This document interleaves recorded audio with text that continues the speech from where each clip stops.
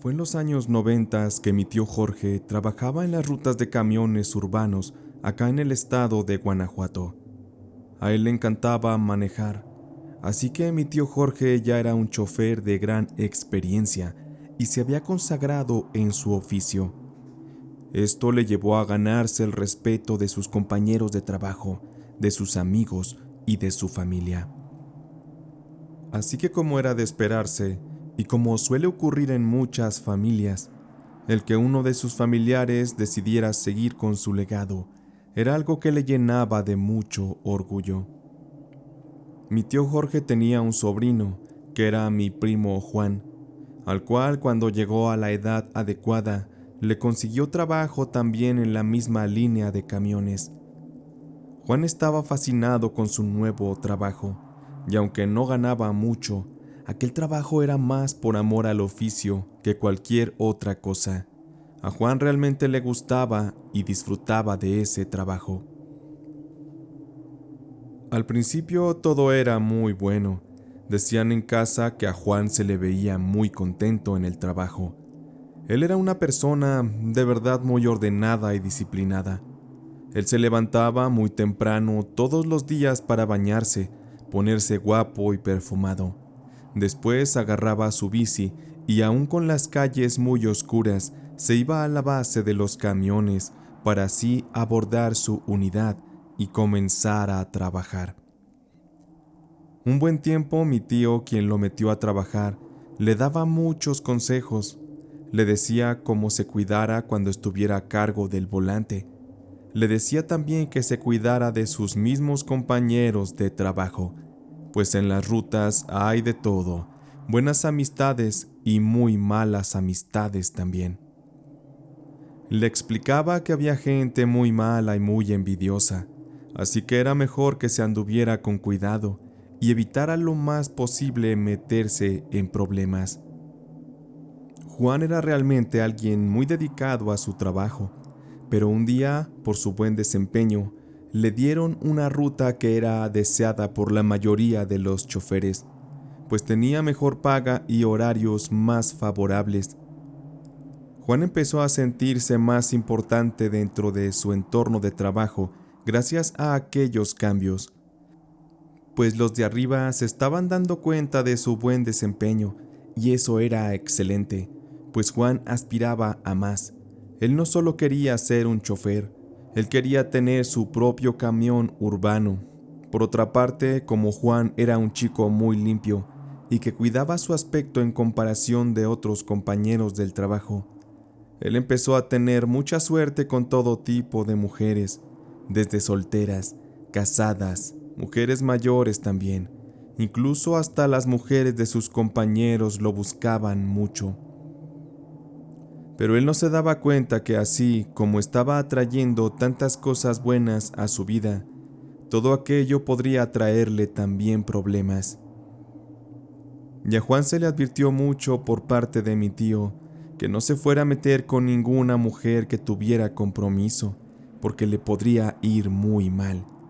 Pero de entre todas las chicas que le insinuaban su amor, Juan, lamentablemente, solo tuvo ojos para Lourdes. Sin embargo, Lourdes no era la mujer con la que él pudiera tener una relación libre y tranquila, porque ella era la novia de Ulises, otro camionero. Y pese a las advertencias y a los peligros que esa relación conllevaba, Juan y Lourdes se veían a escondidas.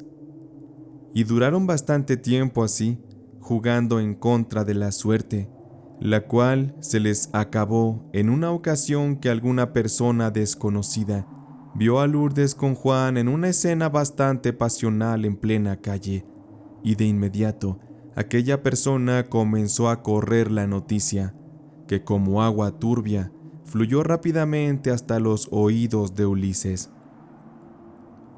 Y para hacer las cosas más complicadas, Ulises siempre había sentido mucha envidia de Juan, por todos los privilegios que había obtenido como camionero, y también porque Juan era el galán de las rutas.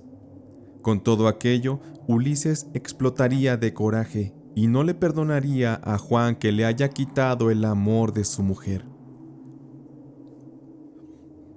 Una noche Ulises esperó a Juan en la terminal de camiones, y en cuanto los vio, se lanzó con él a los golpes. Ulises era bastante bueno en eso de las peleas, pues era un chico del barrio. Así que Ulises golpeó terriblemente a Juan, y al final tomó una llave de uso mecánico y le golpeó una de las piernas con una gran brutalidad que terminó fracturándosela. Según los testigos, Ulises, no contento con ello, sacó una navaja y le hizo un gran corte en la cara que de inmediato le hizo a Juan que su rostro sangrara abundantemente. Por último, y ya habiendo humillado a Juan, Ulises le escupió en la cara y le gritó furioso que esperaba que Lourdes ya no lo quisiera así todo desfigurado. Los compañeros de trabajo al inicio disfrutaban el espectáculo de ver cómo golpeaban a Juan, pues la mayoría también le tenía envidia. Por esa razón no se metieron. Sin embargo, al ver que Ulises casi lo mata en aquella pelea, algunos sintieron compasión por Juan al verlo en tan mal estado. Así que de inmediato fueron a avisarle a mi tío Jorge todo lo que estaba pasando. Otros llamaron a la ambulancia, la cual a los pocos minutos acudió a levantar el cuerpo herido y ensangrentado de Juan. Cuando Lourdes se enteró de lo sucedido, de inmediato fue a ver a Juan y lo vio tan golpeado, fracturado y herido, que de inmediato se llenó de rabia, pero sabiendo que no tenía las fuerzas físicas para vengarse, acudió a los recursos de la brujería.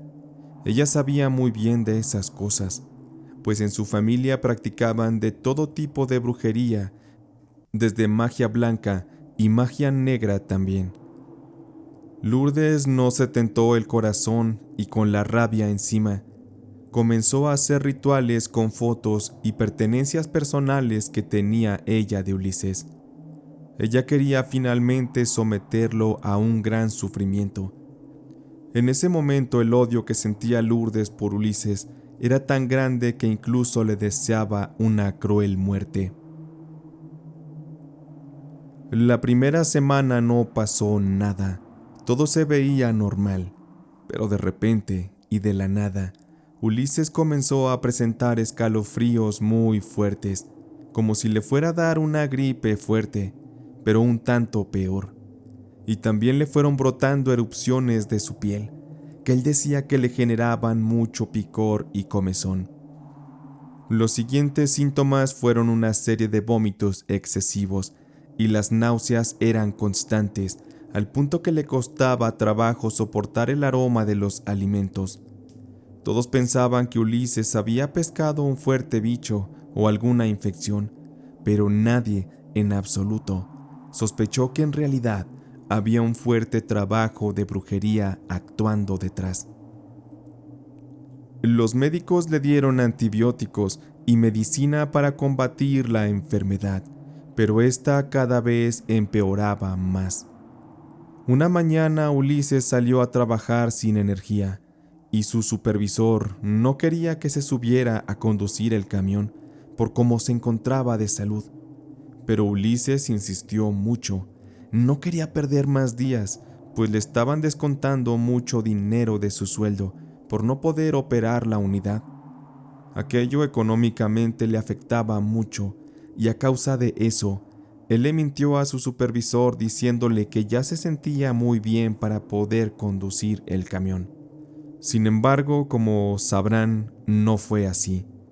Ulises de entrada solía ser muy atrabancado al volante, y en una mal vuelta que dio, en una calle de doble sentido, pasó extremadamente rápido, y él no se dio cuenta que al mismo tiempo se encontraba cruzando un anciano, y por la velocidad que llevaba, no alcanzó a frenar aquel inmenso vehículo.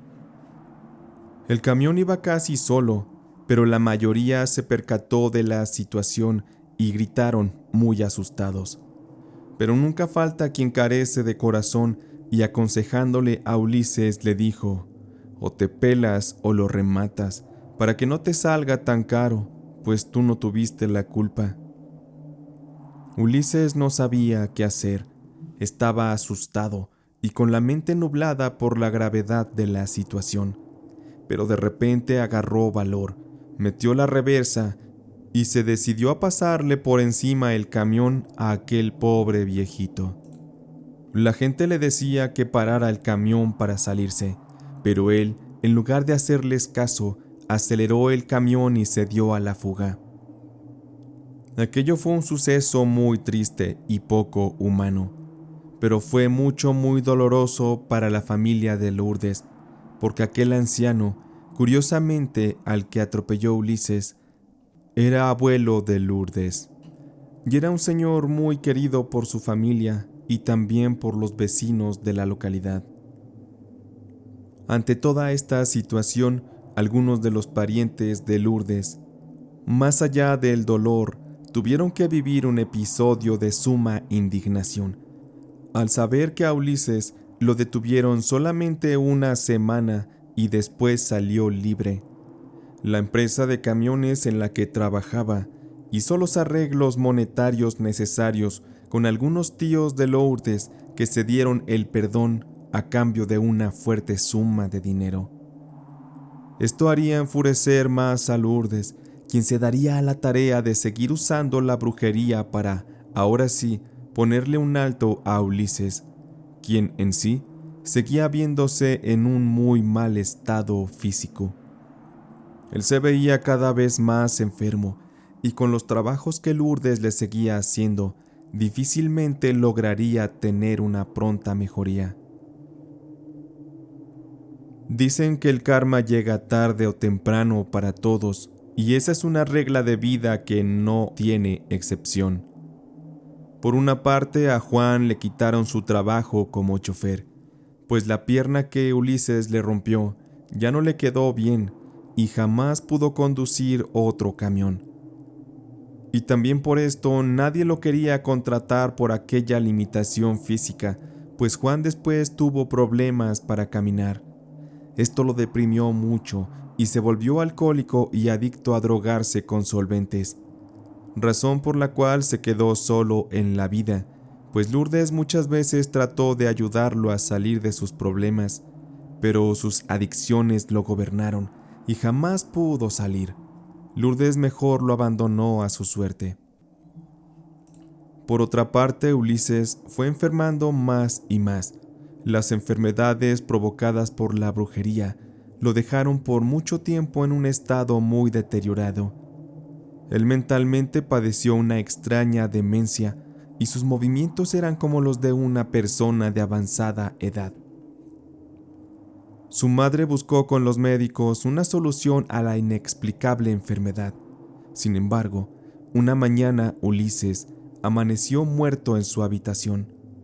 La expresión de su rostro mostraba que la muerte había sido muy traumática, pues sus ojos expresaban la mirada como la de alguien que ha visto algo muy aterrador. Y es que es de mencionar que en sus últimos días, Ulises afirmaba que la figura de un anciano se le aparecía y lo atormentaba asegurándole que su muerte estaba ya pactada. Por eso es cierto que la manera en la que uno vive determina la manera de la muerte que tendrá.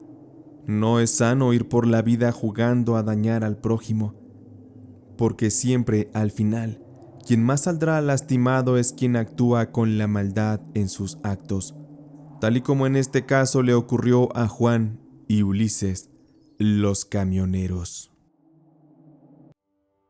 María y el camionero. María era una chica muy responsable que trabajaba en una tienda departamental. Su jornada era pesada, pues ingresaba a las 10 a.m. y salía a las 9 de la noche. Pero eso a ella no le importaba, pues le gustaba su trabajo y por ello siempre cumplía al pie de la letra todas sus tareas. Todos los días ella se levantaba con ánimos de ir a trabajar y se arreglaba para verse muy bonita. Se maquillaba y se recogía su pelo. Su uniforme de diario Era una blusa blanca con chaleco color beige y una falda un poco arriba de la rodilla, con medias color piel y un zapato de tacón corrido. Y no podía faltar su bolso de mano. María todos los días tomaba la misma ruta de transporte para acudir a su trabajo. Y como aquella tienda estaba algo retirada de su casa, ella tenía que tomar un camión, el que pasaba exacto a las 8:15 de la mañana. La ruta que ella tomaba la conducía un hombre llamado Don Julián, el cual tenía aproximadamente 55 años. Él siempre había sido chofer y lo habían cambiado recientemente a esa nueva ruta. A Don Julián se le notaba ya lo cansado y aburrido de la vida. Él era intolerante y muy mal encarado con los pasajeros, pero una mañana se le iluminaron los ojos al ver en el paradero del camión a esa chica tan linda esperando la ruta que él conducía.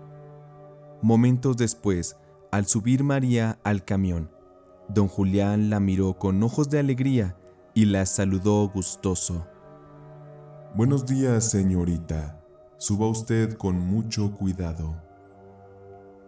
Ella, al estar acostumbrada al trato con la gente, le respondió el saludo muy amablemente y buscó inmediatamente un asiento.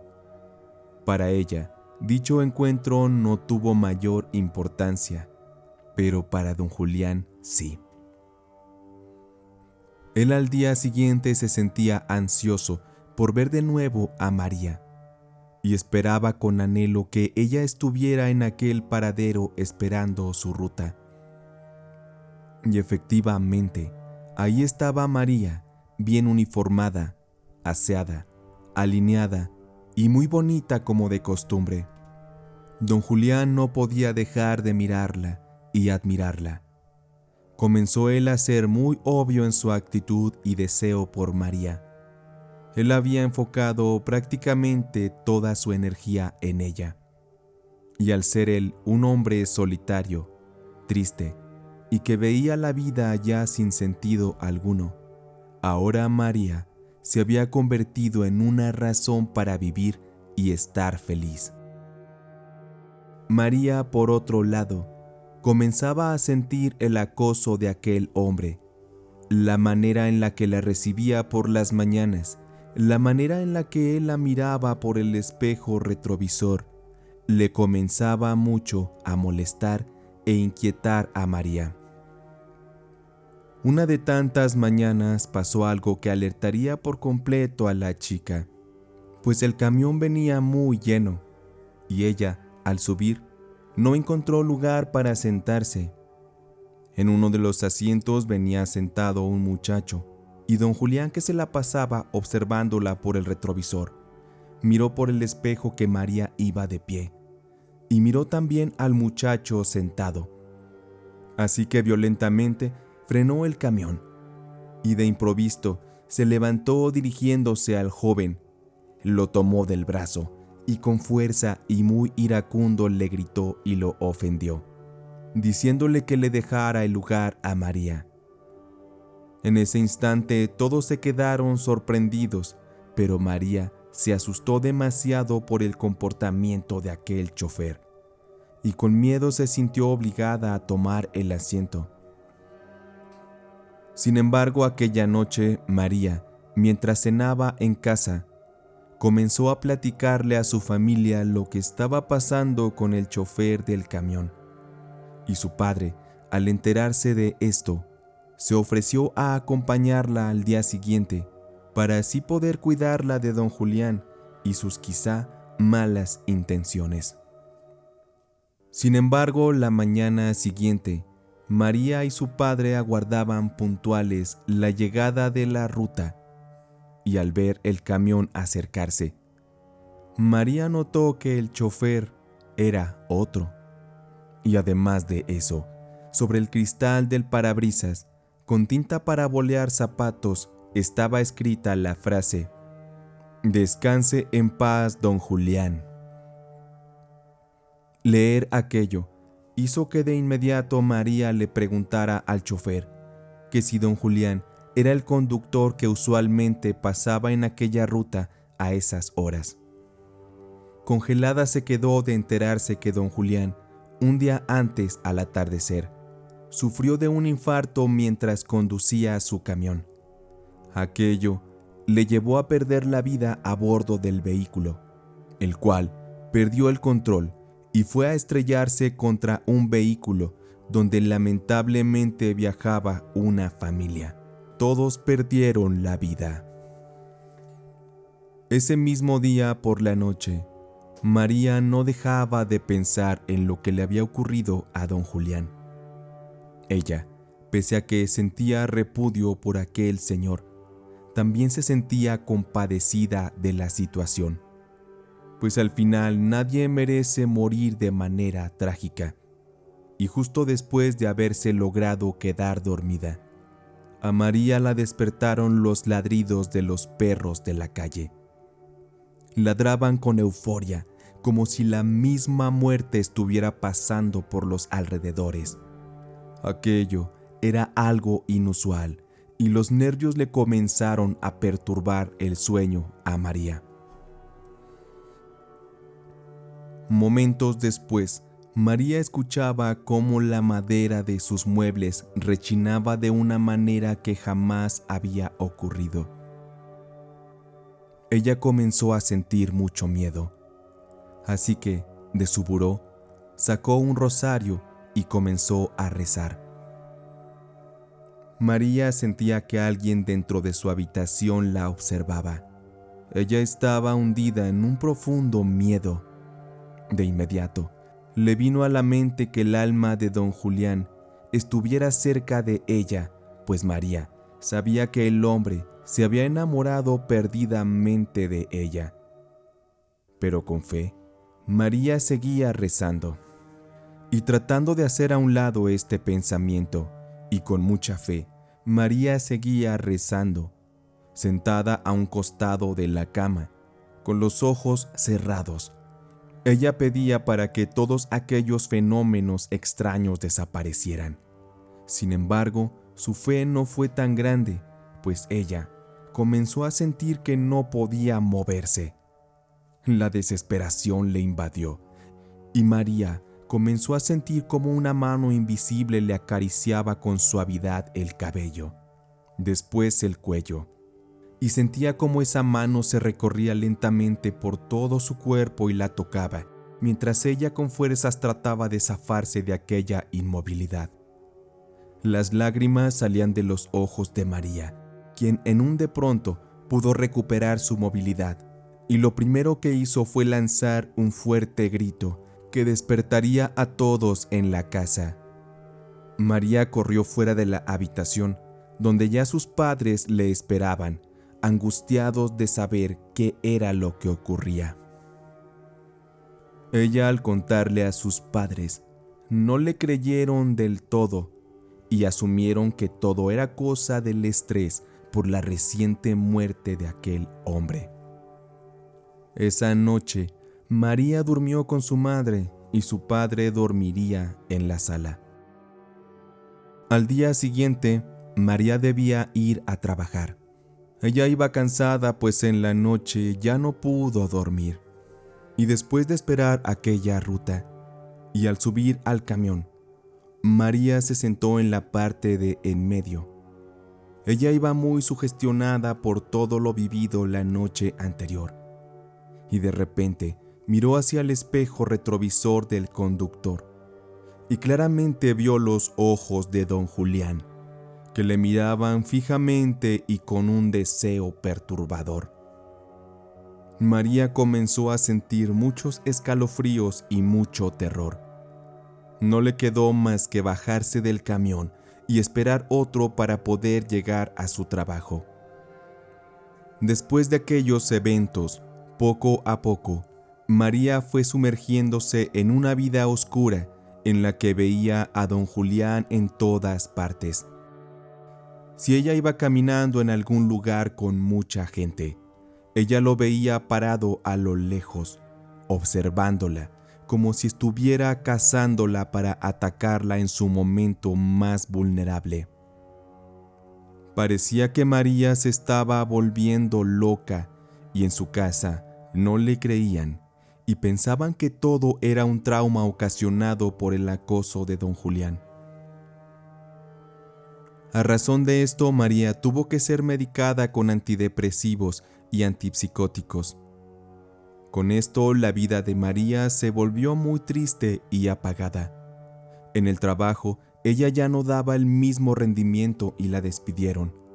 También comenzó a tener falta de apetito. Ella dejó de comer y adelgazó muchísimo. Y por muchas noches más, el aullo de los perros era incesante. Es como si el alma de don Julián estuviera a todas horas cerca de María, como si su obsesión por ella fuera tan grande que aún en el más allá no quisiera separarse de ella. Además de todas estas cosas, María tampoco le gustaba bañarse sola, porque había algo que constante y repetidamente le ocurría. La primera vez que le pasó, ella estaba disfrutando del agua caliente y reconfortante de la ducha, cuando de pronto ella volvió a sentir que no se podía mover. Le faltaba el aire y aquellas manos invisibles que antes ya había sentido comenzaban a tocarla, lentamente, de la cabeza a los pies. Aquellas manos invadían cada parte del cuerpo de María, violando su cuerpo, su intimidad y su privacidad. Y no fue solo una ocasión, sino varias, y por esa razón, la madre de María tenía que bañarla. De otra manera, la chica no se atrevía a entrar sola a la bañera. A esas alturas, María ya aparentaba ser una mujer con cierta demencia y deterioro mental. Y pese a que aún así sus padres no le creían que aquello fuera relacionado con algo paranormal, fue en una ocasión que María fue bañada por su madre, y a la mujer le tocó ser testigo de aquellos fenómenos que acechaban a su hija. Esa tarde, cuando María era ayudada por su madre a ser bañada, María expresó sentirse mal y estar perdiendo nuevamente la movilidad. El terror, el nerviosismo y la desesperación comenzaron a invadirla. Era evidente que un ataque se presentaría nuevamente. María, con un semblante de horror, le decía a su madre que le ayudara. Y la mujer, confundida, no sabía qué hacer. Así que se movió hacia donde estaban las toallas. Tomó una de estas y al tratar de colocársela a María para sacarla del baño, la mujer sintió como una fuerza invisible la empujó hacia una de las paredes violentamente, haciéndola caer al suelo lesionada.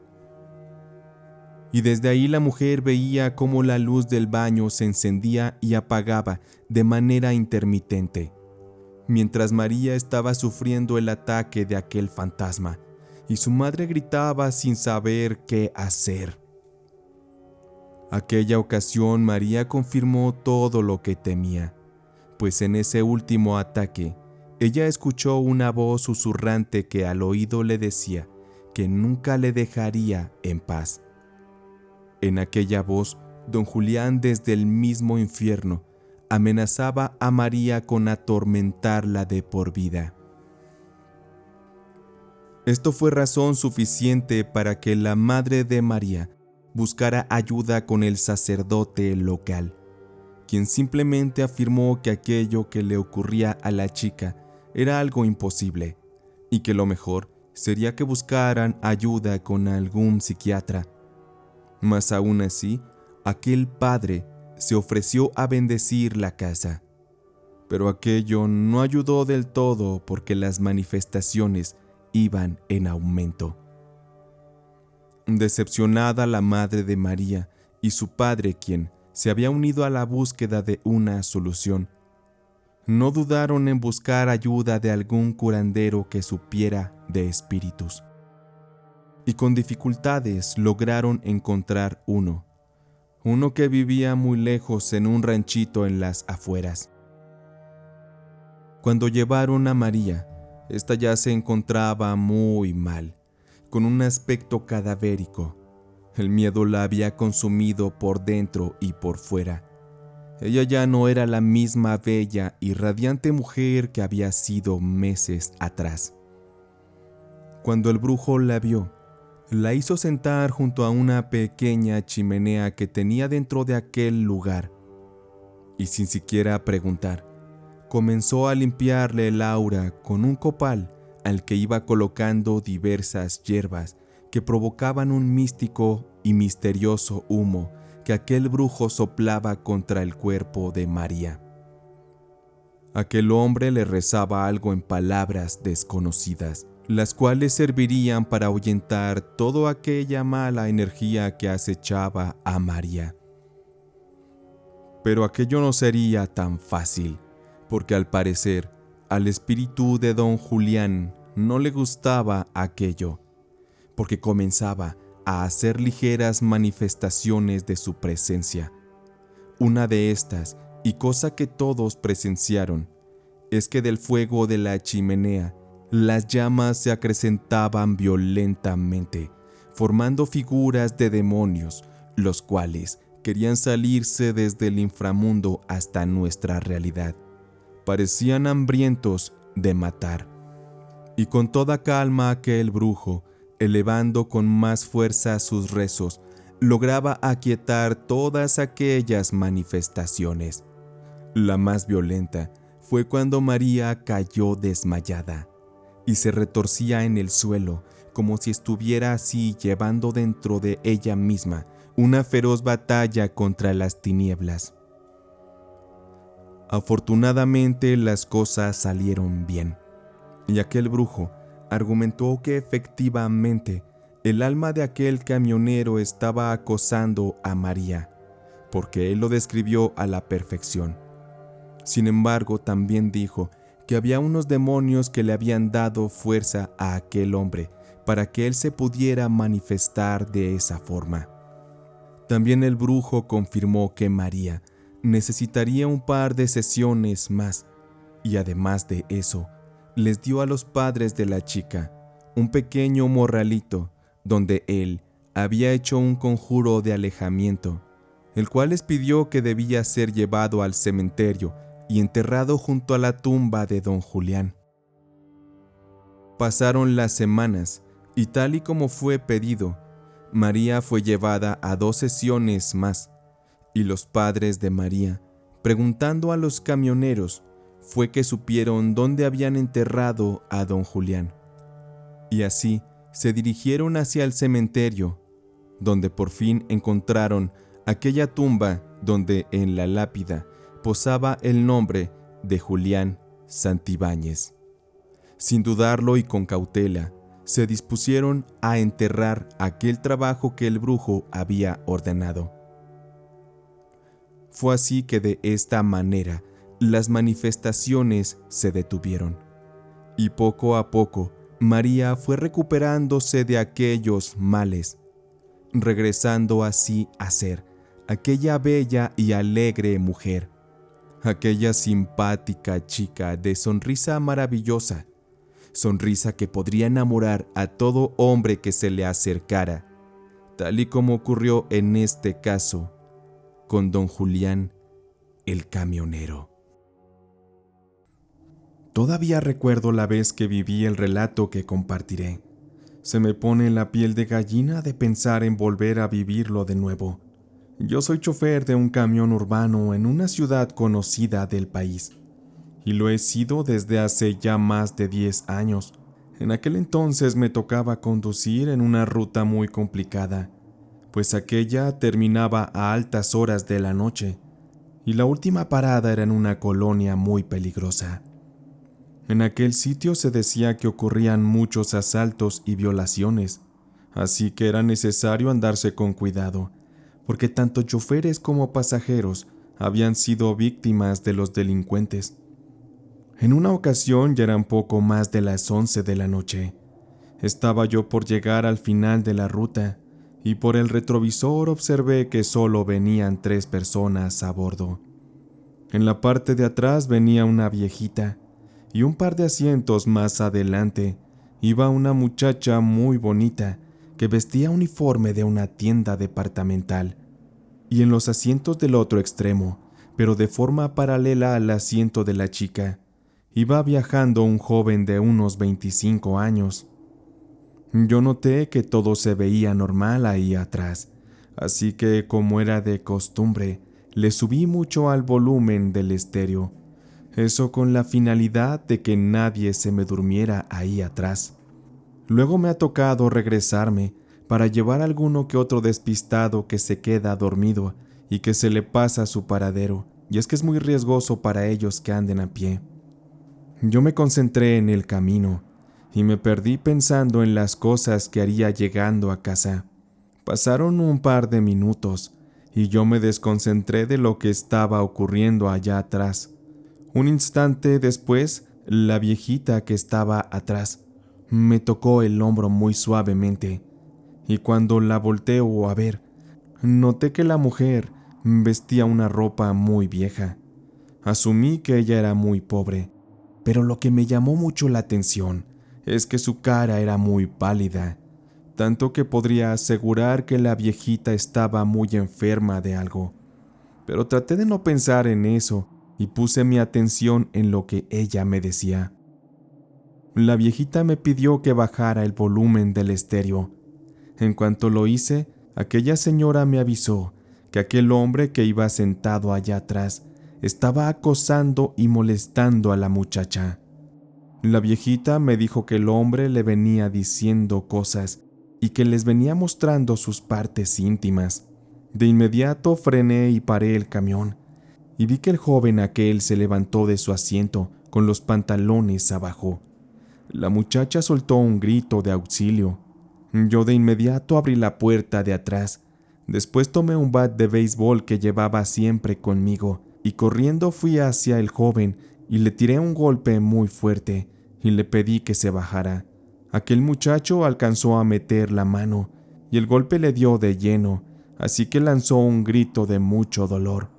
Sin pensarlo le di un golpe en la cabeza, no tan fuerte, nomás para atarantarlo, y a patadas lo fui recorriendo hasta que lo arrojé finalmente por la puerta trasera de la unidad. Le pregunté a la chica si aquel sujeto le había hecho daño, pero me dijo que estaba bien, solo estaba un poco asustada. Yo le pedí que se calmara, que estaría bien, y le dije que la llevaría hasta la puerta de su casa. Después llevaría a la viejita, a quien le pregunté si tenía algún problema con aquello. Sin embargo, la viejita dijo que no, que eso era lo correcto y estaba de acuerdo. Yo sabía que hacer aquello me metería en un problema, pues yo tenía pactada una hora de llegada a la base de camiones, pero no me importaba. La seguridad de aquella chica y de la viejita eran más importantes. Yo les pedí que se sentaran más adelante, donde las pudiera ver para cuidarlas, y así después de preguntarle a la chica que dónde vivía, fue que la llevé hasta la puerta de su casa, y me aseguré de que entrara y estuviera a salvo. Cuando arranqué el camión de nueva cuenta, le pregunté a la viejita dónde vivía. La señora ya estaba casi dormida en el asiento. Ella me respondió que la dejara cerca de donde terminaba la ruta, que ella iba para un rumbo cercano. Yo me concentré en conducir y me dirigí hasta el destino final, que era la base de los camiones. Y no sé si estaba sugestionado por lo que acababa de ocurrir, pero de repente que entramos en una parte en la que íbamos a las faldas del cerrito y casi ya llegando a la estación de camiones, un extraño escalofrío me recorrió el cuerpo. Hasta me sacudí, pero lo más aterrador es que al instante sentí como si una mano helada me hubiera tocado la espalda, como dándome unas palmadas suaves. De inmediato volteé para ver si la viejita estaba bien en su lugar, pero al hacerlo, noté que la señora no se encontraba sentada en el asiento. Había desaparecido sin dejar rastro. Se la había tragado la tierra. pero era imposible que ella hubiera desaparecido así, o se hubiera bajado del autobús. No había forma. Ella no tenía las fuerzas suficientes para abrir las puertas o las ventanillas. Así que tuve que caer en la realidad de que la mujer había sido un fantasma, una especie de ángel de la guarda que bajó solo para ayudar a la chica, para asegurarse de que yo pudiera intervenir y ayudarla a alejar a aquel sujeto. No lo podía yo creer. En ese momento sentí una extraña combinación entre miedo y alegría, de saber que hay personas que tienen a alguien en el más allá que los cuida, que los procura, para que nada les pase.